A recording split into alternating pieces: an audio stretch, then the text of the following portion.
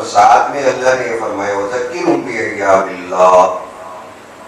اور آپ اللہ تعالیٰ کے دنوں کو یاد کراؤ، کہ اللہ تعالیٰ کے نعمتوں کا تذکرہ کرو، اللہ تعالیٰ کی نعمتوں کو یاد دلاؤ۔ ایام اللہ کے دو ترجمے ہوتے ہیں، ایک اللہ کی نعمتوں کو ذکر کرنا اور ایک اللہ تعالیٰ کے دنوں کو یاد کرنا۔ اللہ تعالیٰ کے دنوں کو یاد کرنے کا مطلب یہ ہوتا ہے کہ پچھلے دنوں کے اندر اللہ جن جن قوم کے اوپر عذابوں کو نازل کیا اسے یاد کرنے کا اللہ حکم کرتا ہے، اور ایک ترجمہ یہ ہوگا کہ اللہ جن قوموں کے اوپر پچھلے دنوں کے اندر نعمتیں بیان فرمائی، نعمتیں عطا فرمایا، ان کا بھی اللہ تعالیٰ یہاں ذکر کرتا ہے وَذَكِّرْهُمْ بِأَيَّامِ اللَّهِ۔ اللہ تعالیٰ نے جو نعمتیں سرفراز فرمائی ان کا ذکر کرو، ان کو یاد کراؤ، تاکہ آپ کی قوم احسان مند ہو جائے۔ ایام اللہ ایک بہت بڑا لفظ ہے جس کے اندر اللہ کی نعمتیں بھی ہیں،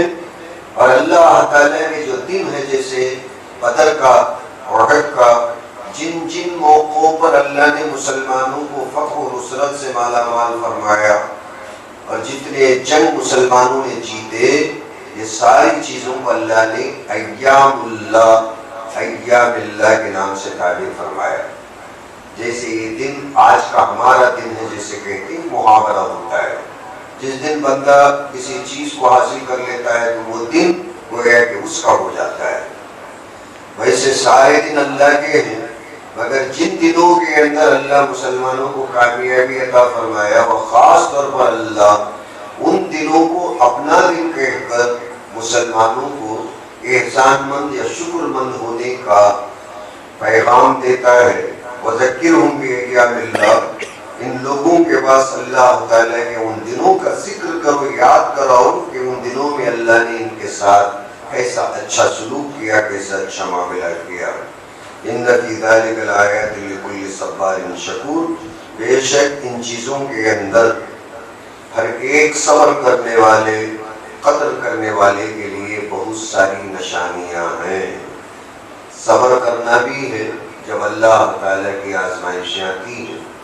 اور اللہ تعالیٰ جب کسی بندے کو مالا مال کرتا ہے، خوشحالی عطا فرماتا ہے، تو قدردانی بھی کرنی ہے۔ ان دونوں کے لیے اس کے اندر اللہ تعالیٰ کی طرف سے نشانیاں ہوتی ہیں، آزمائش بھی نشانی، نعمت بھی اللہ کی طرف سے ایک نشانی۔ نعمتوں کے اندر اللہ کو بھول جانا اللہ کے نشانیوں اور اللہ کی قدرتوں سے غفلت برتنا ہے، اور جب اللہ کسی بندے کو تنگ دستی کے اندر آزماتا ہے اور ایسے موقع پر صبر کا دامن چھوڑ دینا، بدظن ہو جانا، اللہ تبارک و تعالیٰ کی طرف سے بے رخ ہو جانا، غافل ہو جانا، یہ بے صبرا پن کہلاتا ہے، اور یہ بے صبرا پن کی وجہ سے انسان اللہ کی نشانیوں سے دور ہو جاتا ہے اور اسے اللہ کی نشانیاں سمجھ میں نہیں آتی۔ ان فی ذلک لآیات، ان ساری باتوں میں، اس میں ایام اللہ، ایام اللہ کے میں نے دو معنی جو بیان کیے، اس کے اندر اللہ کی آزمائشیں بھی ہیں اور اللہ تعالیٰ کی نعمتیں بھی ہیں۔ چاہے ایام اللہ نعمتیں بن کر بندے کی زندگی میں آئے یا آزمائشیں بن کر اللہ کے دن بندے کی زندگی میں آئے، دونوں اعتبار سے اللہ بولتا ہے کہ یہ بہرحال اللہ کی قدرت کی نشانیوں میں سے قدرت کی نشانی ہوتی ہے۔ اس معاملے میں بندہ یا تو صبر کرنے والا بن جائے یا تو بندہ شکر گزاری کرنے والا بن جائے، تو ہر دو اعتبار سے اسے ان نشانیوں سے فائدہ بہن پہنچتا ہے۔ وَإِذْ قَالَ مُوسَىٰ لِقَوْمِهِ اذْكُرُوا نِعْمَةَ اللَّهِ عَلَيْكُمْ، یاد کرو اس وقت کو جب کہ حضرت موسیٰ فرما رہے تھے اپنی قوم سے کہ لوگوں، اللہ کی نعمتیں جو تم پر نازل ہوئیں ان کی قدر کرو، ان کو یاد کرو۔ اذ انجاکم من آل فرعون، جبکہ اللہ تعالیٰ نے تم کو فرعون کے آل سے، فرعون والوں سے نجات عطا فرمایا۔ یسومونکم سوء العذاب، جن سے تمہیں بڑا برا عذاب پہنچتا تھا، وَيُذَبِّحُونَ أَبْنَاءَكُمْ، اور تمہارے سپوت تمہارے بچوں کو، لڑکوں کو ذبح کر دیتا تھا، وَيَسْتَحْيُونَ نِسَاءَكُمْ، اور تمہاری عورتوں کو زندہ رہنے دیتا تھا، وَفِي ذَلِكُمْ بَلَاءٌ مِّن رَبِّكُمْ عَظِيمٌ، اور اس میں تمہارے لیے تمہارے عظیم پروردگار کی طرف سے آزمائش تھی، یا پھر اللہ کی طرف سے تمہارے لیے بہت بڑی نعمت تھی۔ یہ اللہ تعالیٰ انسان کے ایک بہت ہی نازک نفسیات کا تذکرہ فرمایا۔ کیا فرمایا کہ فرعون کا جہاں تذکرہ کیا تو یہ فرمایا یذبحون ابناءکم، تمہارے لڑکوں کو قتل کر دیتا تھا۔ یہ نہیں فرمایا کہ تمہارے اپنے بچوں کو قتل کر دیتا تھا، اولاد کو قتل کر دیتا تھا۔ بچہ کہتے ہی، بیٹا کہتے ہی، بیٹا باپ کے بالکل دل کے قریب ہوتا ہے۔ یہ لفظ باپ کے فطری شفقت کو یاد دلاتا ہے، اور اگر اس کے بجائے ایک عام لفظ استعمال کرتا کہ یہ لڑکوں کو قتل کر دیتا تھا، تمہارے بیٹوں کو قتل کر دیتا تھا، اس میں باپ پن کو ایک للکارنا ہوتا ہے، فطری شفقت کو جھنجھوڑنا ہوتا ہے۔ بجائے اس کے کہ مرد بچوں کو قتل کر دیتا تھا تو سننے والا اپنے تعلق سے نہیں سوچے گا کہ ہسٹوریکل ایک کوئی حادثہ بیان ہو رہا تو بندہ باہر سے سوچے گا کہ وہ کسی کے بچوں کو قتل کرتا تھا۔ اللہ اس واقعے کو آج بھی محسوس کرنے کے طور پر یہ بیان فرماتا ہے یذبحون ابناءکم، وہ تمہارے بیٹوں کو قتل کر دیتا تھا۔ تو جیسے ہی تمہارے بیٹے کہیں گے تو آدمی چوکنا ہو جائے گا کہ ہمارے بیٹوں کو قتل کرتا تھا، تو اس سے ایک نفرت بڑھے گی اور ایک دل کے اندر ایک درد پیدا ہوگا۔ تو اس چیز کو اللہ ایک زمانے کے حد تک محدود نہیں کیا کہ مصر کے اندر جو بچے پیدا ہوتے تھے ان کو قتل کر دیتا تھا، بلکہ خطاب سارے لوگوں کو کرتے ہوئے فرماتا ہے، حالانکہ وہ ہمارے بچوں کو یا ہمارے بیٹوں کو قتل نہیں کیا۔ اللہ اس سے اتنا ناراض تھا، اس کی جو تکلیف ہوتی ہے، اس کا جو پین ہوتا ہے، اندر جو فیل ہوتا ہے، اسے پورے دنیا کو اللہ تعالیٰ بانٹنا چاہتا ہے کہ مرد بچوں کو قتل کر دینا،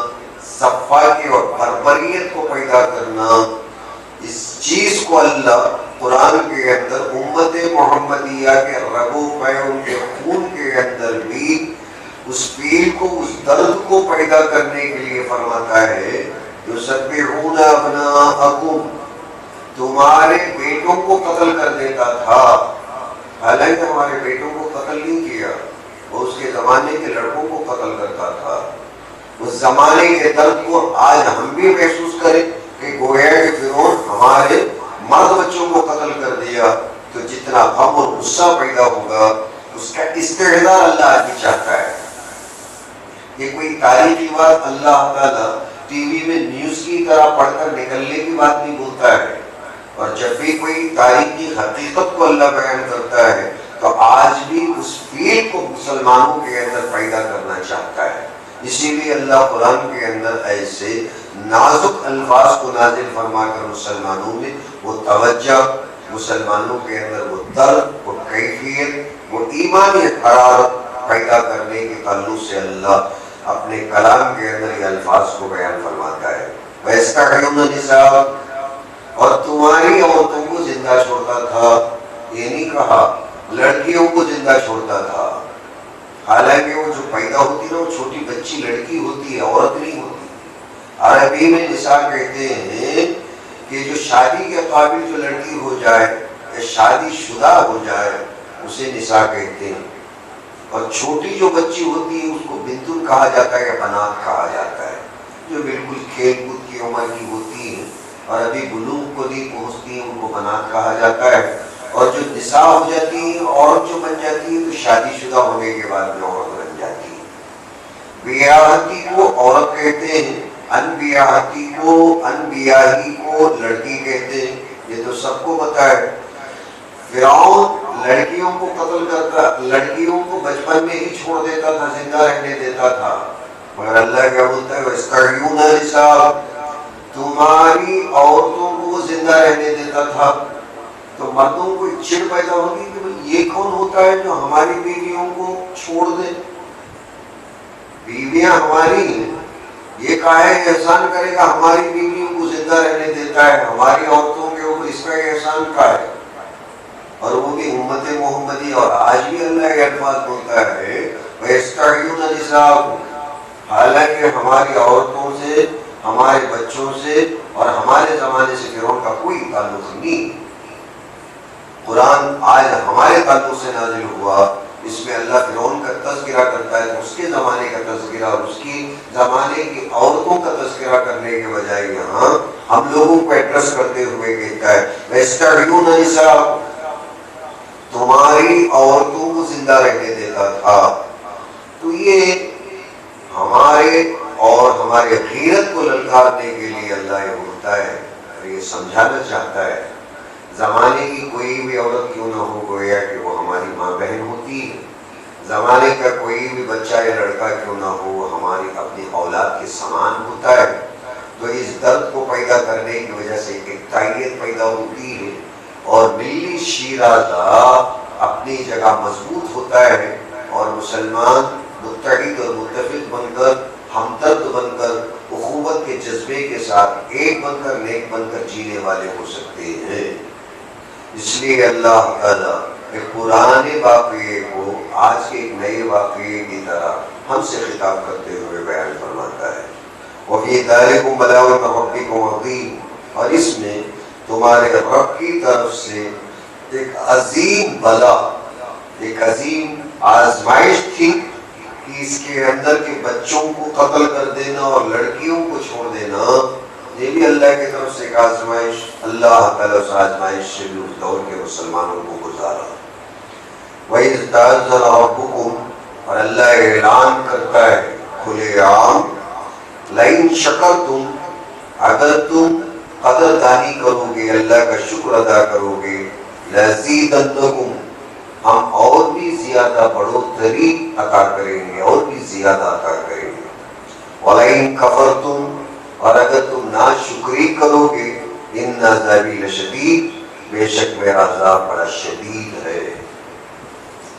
شکر گزاری کو اللہ اتنا پسند کرتا ہے کہ اس کے تعلق سے تو حکم ہی نازل فرما دیا۔ بندے کو جب کبھی کوئی نعمت ملے تو بندہ، اور جب تک کہ اس کا شکر ادا نہیں کرتا، وہ نعمت کے اندر برکت نہیں حاصل کر سکتا۔ اور اللہ نے شکرانہ جذبہ بندے میں دیکھنے کے لیے اور بندہ اپنے آپ کو شاکر بنانے کے لیے قرآن کے اندر، اس آیت کے اندر صاف طور پر اللہ نے اعلان کیا۔ اور الفاظ پہ غور کرو، الفاظ پہ غور کرو تو اللہ کیا بولتا ہے؟ یہ نہیں کہتا ہے کہ میں حکم دیا۔ وَإِذْ تَأَذَّنَ رَبُّكُمْ، یاد کر اس زمانے کو، اس وقت کو کہ تمہارا رب اس بات کا اعلان کیا۔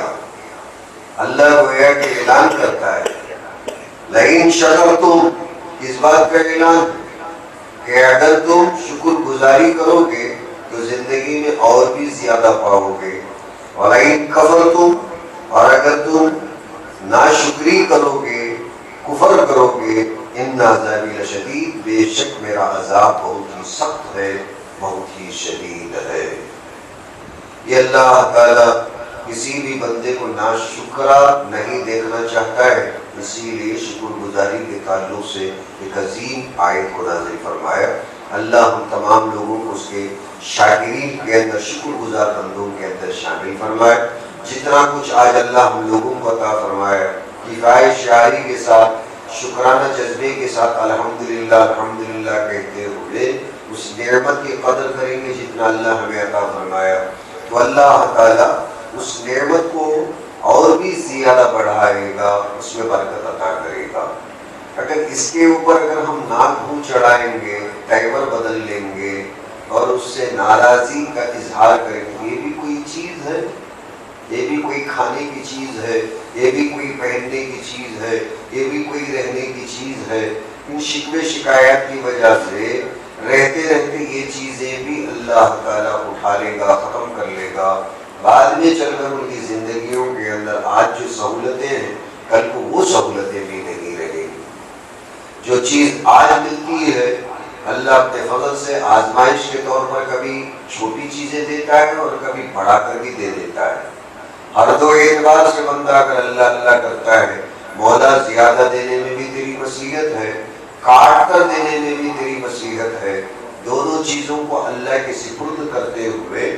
شکر گزاری کے ساتھ بندہ زندگی گزارتا ہے، اللہ آزمائشوں کو آسان کر دیتا ہے اور وہ چیزوں کے اندر ہمیشہ اللہ برکت دے کر چیزیں عطا کر دیتا ہے۔ وقال موسیٰ ان تکفروا وانتم من فی الارض جمیعا، اور فرمایا حضرت موسیٰ نے اگر تم جتنے کچھ کے زمین کے اندر وہ اکٹھا ہو کر بھی اگر اللہ سے کافر بن جاؤ، پورے زمین والے پورے کے پورے اکٹھا ہو کر تم تمام کے تمام بھی اگر کافر بن جاؤ، فإن اللہ لغنی حمید، بے شک اللہ تعالیٰ تم تمام لوگوں سے بالکل بے پرواہ ہے، آرام سے، اور اس وقت میں بھی اللہ تعریف کے لائق اور قابل ہے۔ اللہ کو ذرا بھی کوئی نقصان نہیں پہنچاتا، پوری دنیا مل کر کافر ہو جائے۔ حضرت موسیٰ علیہ السلام نے اسی وقت میں اعلان کیا، وَقَالَ مُوسَىٰ، حضرت موسیٰ نے فرمایا تکفروا وانتم ومن فی الارض جمیعا، تم اس وقت میں جو موجود ہو فرعونی ہو، تم کافر بن جاؤ، ومن فی الارض جمیعا یعنی قیامت تک پیدا ہونے والے جتنے انسان ہیں وہ بھی اکٹھے پورے کے پورے اگر کافر ہو جائیں، تم بھی ہو جاؤ، پوری دنیا بھی ہو جائے۔ فإن اللہ لغنی، اس وقت میں بھی اللہ بالکل بے پرواہ ہے، یعنی اسے کوئی دھکا نہیں پہنچتا۔ ہائے اتنے لوگ کافر بن گئے، ذرا بھی اللہ نہیں سوچے گا، اسے ذرا بھی اللہ تعالیٰ کو ان باتوں سے دھکا نہیں پہنچتا۔ بندے کو اگر کوئی چیز ختم ہو جاتی ہے، اپنا کوئی بندہ، اپنا کوئی ساتھی اس سے ناراض ہو جاتا ہے، اس سے جدا ہو جاتا ہے، تو انسان کو دھکا پہنچتا ہے مگر اللہ کو دھکا نہیں پہنچتا۔ حمید، اور ایسے موقع پر بھی اللہ بالکل قابل تعریف ہی ہوتا ہے۔ ہم یہ عام طور پر جن لوگوں کو اللہ تعالیٰ کی تعریف کے معنی نہیں معلوم ہے، وہ یہ سمجھتے ہیں کہ ہم تسبیح پڑھنے کی وجہ سے اللہ کی تعریف بیان ہو رہی ہے۔ ہم الحمدللہ، اللہ اکبر، سبحان اللہ جو بولتے ہیں تو بسا اوقات یہ بات سمجھ میں آتی ہے، اور بعض لوگ شاید یہ سمجھتے ہیں کہ ہماری تعریف بیان کرنے کی وجہ سے اللہ کی تعریف ہو رہی ہے۔ فرمایا پوری دنیا مل کر بھجن کرے، پوری دنیا مل کر، پھر بھی اللہ یہ بولتا ہے کہ تعریف کے قابل ہوں۔ پوری دنیا مل کر اللہ تعالیٰ کے لیے ایک لفظ نہیں بولے، الحمدللہ نہ بولے، لغنی، بالکل بے پرواہ، تو جو کرنا چاہے کر لے، حمید، پھر بھی اللہ قابل ستائش ہے، لائق حمد و ثنا ہے۔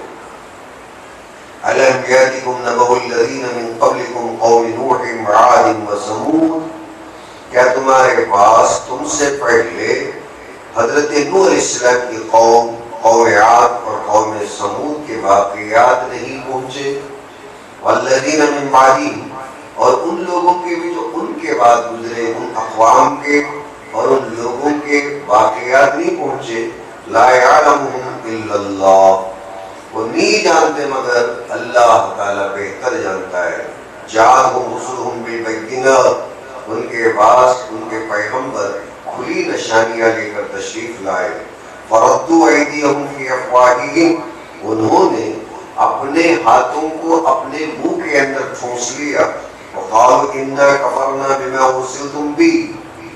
یہ انگلیوں کو منہ میں ٹھونس لینا ایک محاورہ، اور جیسے آدمی تعجب کے وقت میں جیسے منہ پہ ہاتھ رکھ لیتا ہے، آیا ایسا نہیں ہوگا، ایسی بات ہے۔ تو جیسے پیغمبر ان کے پاس آئے تو انہوں نے گویا کہ اپنا ہاتھ منہ پہ رکھ لیا کہ تم پیغمبر، اور اللہ قیامت عجیب قسم کی باتیں کی تو اللہ بولتا ہے ان لوگوں نے اپنے انگلیوں کو اپنے منہ میں ٹھونس لیا، جیسے انگلیاں چبا لینا، انگلیاں منہ میں رکھ لینا، دانتوں کے اندر چبا لینا، یا تو افسوس کے معنی کو یا تعجب کے باتیں کو۔ قالوا انا کفرنا، سارے لوگوں نے مل کر کہا ہم کافر ہی جئیں گے، نہیں مانیں گے۔ بما ارسلتم بہ، جن چیزوں کو لے کر تم آئے ہم ان کو نہیں مانتے۔ وَإِنَّا لَفِي شَكٍّ مِّمَّا تَدْعُونَنَا إِلَيْهِ مُرِيبٍ، اور ہم بالکل ہی شک میں ڈالنے والے، دنیا کے اندر الجھن کے اندر مبتلا ان چیزوں کے بارے میں جن چیزوں کی طرف تم ہمیں بلاتے ہو۔ دعوت تم جو ایک اللہ کی طرف دیتے ہو، اس ایک اللہ کے بارے میں، تمہارے دعوت کے بارے میں، تمہارے رسالت کے بارے میں ہم لوگوں کو بہت ہی الجھن اور بہت ہی خطرناک شک اور شبہ ہے، اور ایسا شک ہے کہ جو ہمیں شک کے اندر مبتلا کرتے ہوئے پریشان کر دیتا ہے۔ قالت رسلهم فی اللہ شک فاطر السماوات والارض، پیغمبروں نے کہا کہ وہ اللہ کے بارے میں جو زمین اور آسمان کا پیدا کرنے والا، اس کے بارے میں تم شک کرتے ہو۔ یدعوکم، وہ اللہ تم کو بلاتا ہے، لیغفر لکم من ذنوبکم، تاکہ تمہارے گناہوں کو معاف کر دے، ویؤخرکم الی اجل مسمى، اور تمہیں مہلت عطا کر دے ایک مقررہ وقت کے لیے، جب تک کہ موت نہ آ جائے اس وقت تک اللہ معاف کرنے کے لیے تم لوگوں کو مہلت دیا چاہتا ہے۔ قالوا ان انتم الا بشر مثلنا، ساری باتیں سن کر وہی پرانی بات انہوں نے دہرائی کہ تم تو ہم جیسے انسان ہو۔ تريدون ان تصدونا عما كان يعبد آباؤنا فاتونا بسلطان مبين، تم تو بس یہی چاہتے ہو، تم پیغمبر نعوذ باللہ کچھ بھی نہیں ہو، تمہارا ارادہ تو بس یہی ہے، ہمارے باپ دادے جن بتوں کو خدا بنا کر پوجتے تھے ان کو ہم لوگوں کی زندگیوں سے الگ تھلگ کرنے کا تم لوگوں نے تہیہ کر لیا، ہمارے پرانے باپ دادوں کے دین سے ہم لوگوں کو بدزن کرنے، ہمارے باپ دادوں سے ہم لوگوں کو بچھڑانے کا تم نے ارادہ کیا، اس کے سوا اور بھی تمہارا کوئی کام نہیں ہے۔ بچوں میں، خاندانوں میں، باپ بیٹوں کے اندر دین کی نسبت پر تم پھوٹ اور فتنہ ڈالنے کے لیے ایک اللہ اور ایک نئے دین کی بات کرتے ہو۔ فاتنا بسلطان مبین، ہم نہیں مانتے، اور جب تک کہ تم ایک مضبوط کھلم کھلی دلیل تم ہمارے پاس لے کر نہ آ جاؤ۔ یہ بات پرانے زمانے سے چلتی ہے، ان لوگوں نے بھی وہی بات کی۔ پھر اللہ تعالیٰ حضرت موسیٰ علیہ السلام کا جو تفصیلی تذکرہ سورہ اعراف کے اندر کیا، وہی ایک باتیں ہیں ایک مرتبہ پھر سے حضور صلی اللہ علیہ وسلم کے تذکرے کے ضمن میں حضرت کلیم اللہ موسیٰ علیہ السلام کے واقعے کو اللہ تعالیٰ نے یہاں بیان فرمایا۔ اللہ مجھے بھی اور آپ کو جس مقصد کے تعلق سے اللہ نے پرانے واقعات کو، پرانے پیغمبر اور پرانی قوموں کے تذکرے، وہاں کے عذاب، وہاں کے واقعات کو بیان کرتا ہے، اس کی حکمتوں کو سمجھ کر سنبھل کر اللہ اللہ کرتے جینے کی توفیق عطا فرمائے۔ سبحان اللہ و بحمدہ، سبحانک اللہم و بحمدک، نشہد ان لا الہ الا انت ونستغفرک ونتوب الیک۔